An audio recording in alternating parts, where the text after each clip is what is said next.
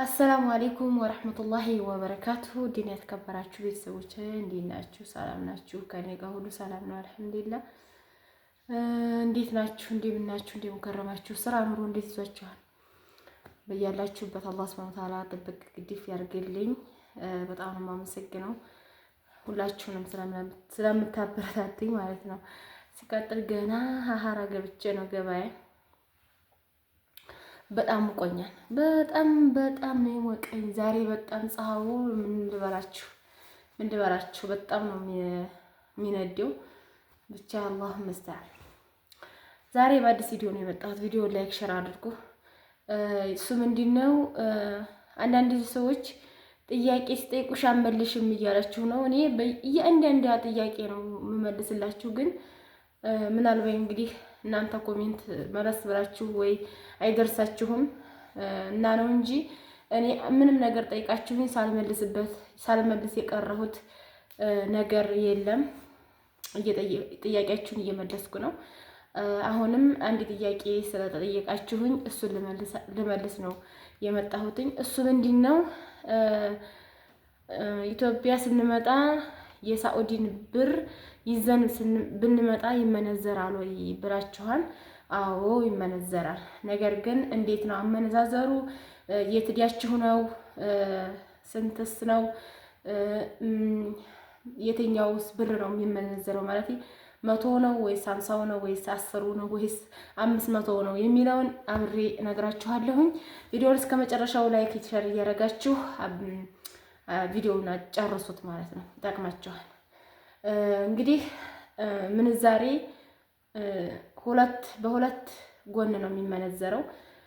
ይሄ ማለት እንዴት ነው? እናንተ ከሳዑዲ ስትመጡ ለምሳሌ በእጃችሁ ይዛችሁ ስትመጡ አንድም በህጋዊ በባንክ በህጋዊ እዛው ኤርፖርት ስትወርዱ የሚመነዝሩ አሉ። ግን አሉ በጥቁር ገበያም መልኩ የሚመነዝሩ አሉ። ነገር ግን እነሱ ለአደጋ ያጋልጣሉ። ለምን? ለሌባ ያጋልጣሉ ወይም ሌቦች ሊሆኑ ስለሚችሉ ይሄንን እንዴት በዚህ በጥቁር ገበያው በእጃችሁ ይዛችሁ መጣችሁ በጥቁር ገበያው መልኩ እንድትመነዝሩ አልመክርም። ብሩ ቢያንስም በህጋዊ መንዝራችሁ ለችግራችሁ ያህል ብትሰረፉ ባይ ነኝ። እና እንዴት ነው የምትመነዝሩት? ለምሳሌ በባንክ እና በህጋዊ ሲሆን ቀጥታ እዛው ኤርፖርት እንዲወረዳችሁ ይመነዝራሉ። መመንዘር ትችላላችሁ። ግን ስትይዛችሁ ስትመጡ ለምሳሌ ከ100 ብር በታይ ያለ ብር ይዛችሁ እንዲያመጡ። ከ100 ብር በላይ ያለ ነው ምንዛሬው የሚጨምረው። ለምሳሌ 10 ብር፣ 2 ብር፣ 3 ብር ይሄ ከ50 ብር በታይ ከ100 ብር በታይ ያለ ምንዛሬ ይቀንሳል። እንደ 100 ብር እና እንደ 500 ብር አይሆንም። ከቻላችሁ 500 ብር ነው ይዛችሁ መምጣት። ግን እሱ ካልተቻለ ደግሞ ከ100 ብር በታይ ያሉ ዝርዝሮች ብር ምንዛሬያቸው በጣም የወረደ ነው የሚሆነው ማለት ነው። እና በዚህ መልኩ መመንዘር ይቻላል ማለት ነው። ይሄንን እናንተ ግን የምታደርጉት ለምንድን ነው? ለምሳሌ ሰው መቼም ሲወጣ የሚያጋጥመው አይታወቅም እና ስትመጡ እንዲያው ለሰማህ የሚያጋጥማችሁን ነገር በትንሹ ለመሰረፍ ነው እንጂ በዛ ያለ ብር ይዛችሁ በርከት ያለ ብር ይዛችሁ አትውጡ። የሚያጋጥመው አይታወቅም እና የሰው ልጅ ብዙ ችግር ይደርስበታልና ቢያንስ እንዲያው 500 ብር በታይ ለምሳሌ 200 ሪያል 300 ሪያል በቂያችሁ ነው ለእናንተ ማለት ነው። አሁን ስመጣ 320 ብር ነው ይዤ የመጣሁት። ከዛ 320 ብር 9000 ነው የሆነኝ። በጥቁር ገበያ ሳይሆን በቀጥታ በባንክ በህጋዊ ነው የመነዘርኩት ማለት ነው። ስለዚህ በህጋዊ ሲሆን ይቀንሳል። ግን በጥቁር ገበያ ቢሆን ከዛ በላይ ነው። ለምሳሌ ከ7 ወር በፊት ነው ይሄ የሆነው ከ7 ወር 8 ወር አካባቢ ሊሆነው ነው ይሄ ማለት ነው። ስለዚህ እኔ ይዤ የመጣሁት 320 ሪያል ነበረ። 9000 በኢትዮጵያ ወጣ ማለት ነው። እዛው ቀጥታ የወረድኩት እኔ አዲስ አበባ ወርጄ ነው የመነዘርኩት። እንደገና ከአዲስ አበባ ነው ወደ ኮምቦልሻ ትኬቱን እዛው ነው የቆረጥኩት። ነገር ግን ከአዲስ አበባ ከወረድኩ በኋላ ነው ወደ ኮምቦልሻ ትራንዚት ያደረግ ነው ማለት ነው።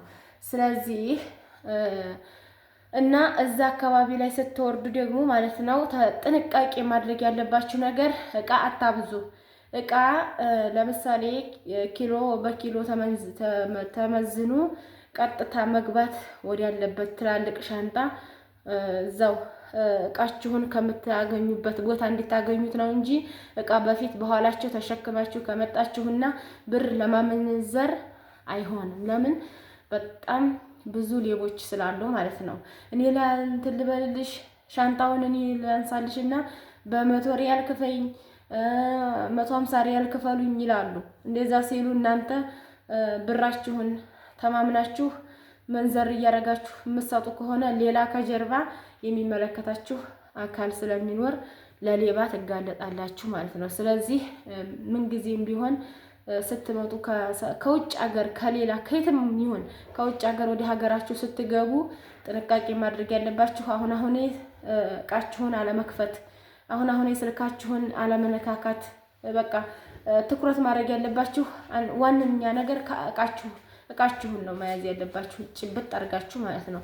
ምክንያቱም ዘንጋ የሚል ሰው ያውቃሉ፣ ባይናቸው ነው የሚያውቁት። የሚዘነጋ ሰው አህለን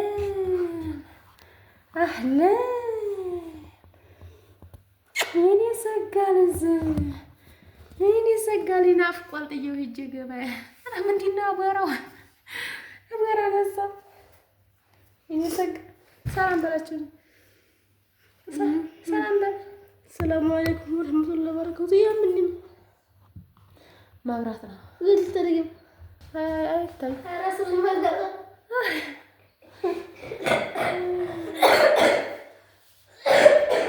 እና ውድ ቤተሰቦቼ ልላችሁ የፈለኩት ከየትም ስትመጡ ጥንቃቄ ነው። ከእናንተ ላይ እስከሚደርስባችሁ ድረስ መጠበቅ የለባችሁም። ለምሳሌ ከኔ ጋር የደረሰብኝ ነው እኔ ያየሁትን ስነግራችሁ መቀበል አለባችሁ። ምክንያቱም ለእናንተ የሚከፋ ነገር አላረግም አልናገርም። ስለዚህ ለእናንተ የምትጠነቀቁበትና የሚጠቅማችሁን ነገር ነው። ስለዚህ በጣም በጣም ከባድ እንትን ነው የሚሆነው። የሰው ስልክ ደግሞ አደራ። እኔ አሁን አብዛኛውን የሰው ስልክ ይዤ ማለት ነው ወላሂ ትዝ ሲለኝ አይሚሮ እንደዚህ የሆነ ብዝ ይልብኛል። በጣም እየደነገጥኩ ማለት ነው የሰው ዕቃ። ስለዚህ የሰው ዕቃ አትያዙ። እንዴ ይቅርባችሁ። ይሄ የሰው ዕቃ ይዛችሁ 15 የሚሰጧችሁንም ታውት ይቅርባችሁንም አያስፈልግም።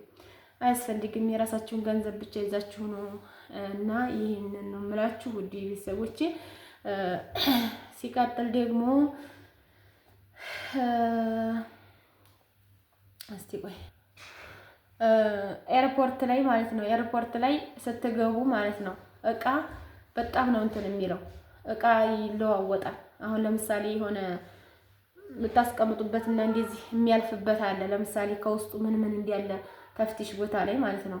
ተፍቲሽ ቦታ ላይ ስታስቀምጡት ሌቦች ስላሉ አሁን ለምሳሌ ወርቅ፣ የአንገት ወርቅ፣ የእጅ ምናምን ጭራሽ ብረት የሆነ ነገር ወርቅ የሆነ ነገር ብርም ይሁን ምንም ይሁን እንደዚህ ለብሳችሁ ማለፍ አይቻልም። ታውቁታላችሁ፣ ይሄንን እናንተም ታውቁታላችሁ። ግን ይሄንን ስታደርጉ ይሄንን ሳህን ላይ አሁን ዕቃ ላይ አስቀምጣችሁ ሲያልፍ ማለት ነው መጀመሪያ ማለት ነው መጀመሪያ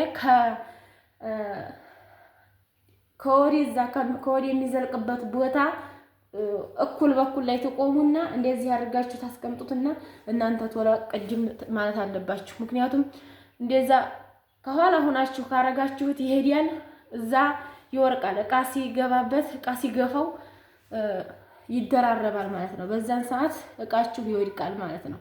ሲወድቅ አንሹ ብዙ ነው። አንድ ሰው አንስቶ አላየሁም ምን ካለ ምንም ማድረግ አትችሉም። ስለዚህ መከሰስ መወቀስም ስለማይቻል ተጠንቅቃችሁ ነው ማለት ነው። ሩቅ ሆናችሁ አታስገቡ። እዛው ቅርብ ሆናችሁ ነው።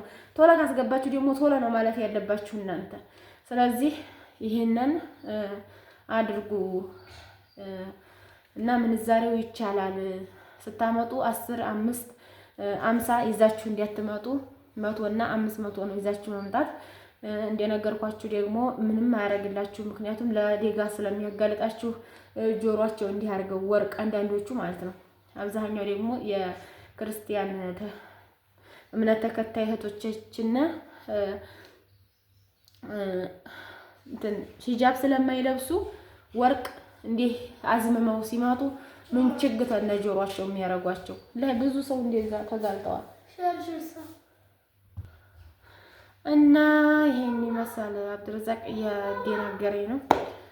በነገራችን ላይ ደግሞ ጓንት ልበሺ እና ምናምን ስትሞቂ ጓንት ልበሺ ላላችሁኝ እህቶቼ እሺ መርሃባ ለብሳለሁ። የኔ ውዶች እያሰብኩት ነበረ፣ ግን አብዛኛውን ትናንትናና ትናንት ወዲያ ነው እንጂ አብዛኛውን እጄን እንዲህ ከፍ ከፍ አድርጌ አላቅም እንዲህ ወዴታ አድርጌ ስለምሰራ ብዙ ጊዜ አይታይም ነበረ። ትናንትና ግን ኢሞሽን ሁኜ እዚህ እንዲህ ስል ታይቷል። ይሄን ማለት ነው። በነገራችን ላይ ደግሞ ጥፍር ቀለም ተቀብተሻን ለሶላት ይበቃል ወይ አላችሁኝ። ይሄ ጥፍር ቀለም አይደለም። በነገራችን ላይ ይሄ ሂና ነው። ሂና ሙቄ ነው እንጂ ጥፍር ቀለም አይደለም። ሶላት ስለምሰግድ በየጊዜው ጥፍር ቀለም አልቀባም። ጥፍር ቀለምም ሀቤቴ ውስጥ የለም። ጥፍር ቀለምም ሀቤቴ ገብቶም አያውቅም። እጄንም ነክቶት አያውቅም። ሂና ነው የምቀባው። ሂና ነው ለዛ ነው እላችኋለሁኝ። እና ጓንትም እለብሳለሁ። እሺ ውዶች፣ በቀረ ያው እጄን እንዲህ እያረኩ አላመናቀርም ማለት ነው። እና በጣም ነው የምወዳችሁ። በተረፈ ሰላም ሁኑልኝ በያላችሁበት። አላህ ሱብሃነሁ ወተዓላ ጥበቃ አይለያችሁ። በያላችሁበት ጤናችሁንም ርዝቃችሁንም ሁሉንም ነገር አላህ ሱብሃነሁ ወተዓላ ያሟላላችሁ ላለሁኝ። በተረፈ ደህና አደሩልኝ። አሁን አሱር አዝኗል ማለት ነው በኢትዮጵያ። ቻው፣ ደህና አደሩ።